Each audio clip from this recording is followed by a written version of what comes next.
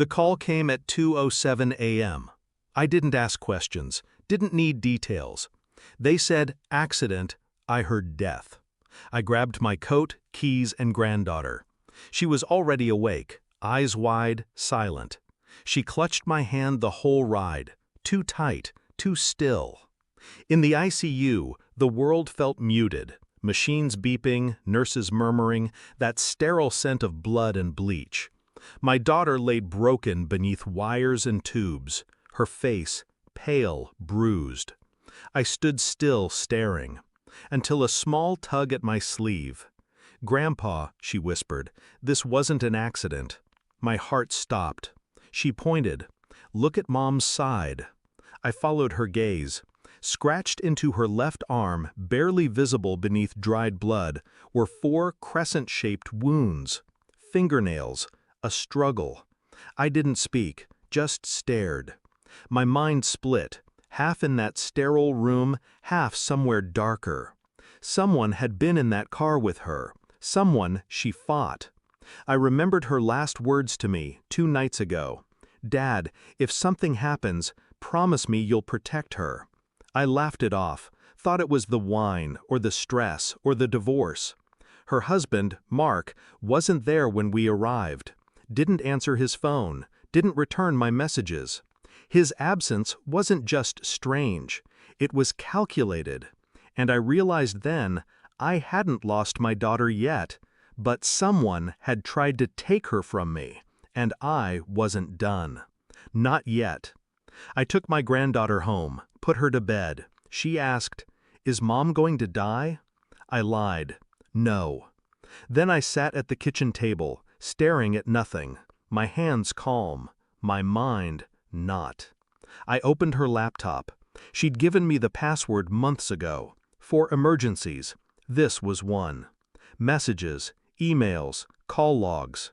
Patterns formed like cracks in glass. Mark. Obsessive, jealous, accusations of cheating, control. One message chilled me. From her to a friend. He said if he can't have me, no one can. The night of the accident, there were 5 missed calls from him, all between 9 and 9:30 p.m.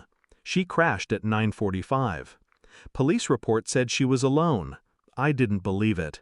I found the traffic camera footage, used an old contact from my days on the force. Midnight, I watched it on my laptop, breath still. There, her car. A second figure in the passenger seat, head turned toward her. They were arguing. She swerved, hit the guardrail. The passenger door opened. A man stepped out, ran. Didn't call for help, didn't look back. Mark. I froze the frame. His face blurry, but unmistakable. I saved it, printed it, and waited. At dawn, Mark came to the hospital. Fake concern painted across his face. I handed him the photo, said nothing, watched the blood drain from his skin. He whispered, "You don't understand." I did, perfectly. I didn't raise my voice, didn't make a scene. I leaned in close. "You tried to kill my daughter."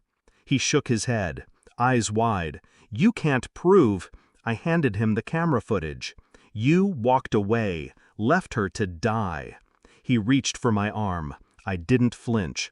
"You have 2 options," I said, voice cold. "Turn yourself in, or I will bury you with this." He looked at me like he was searching for the man he thought I was. The fool, the soft father-in-law. Not the man who once pulled bodies from wreckage and stared killers in the eyes. He chose wrong, and I would not. Not again. Mark's trial starts in 2 months. Attempted murder. He cried in court. I didn't. My daughter's awake now, healing, quiet. She knows. She thanked me, but I saw it in her eyes. Part of her still trusts him. That part is dead now. And me? I've learned something. Love doesn't blind us. We blind ourselves. Out of hope, out of fear. But in the end, the truth waits in silence. And when it comes, it doesn't scream. It whispers. like a child tugging your sleeve, saying, "Look," and you either see or you never come back.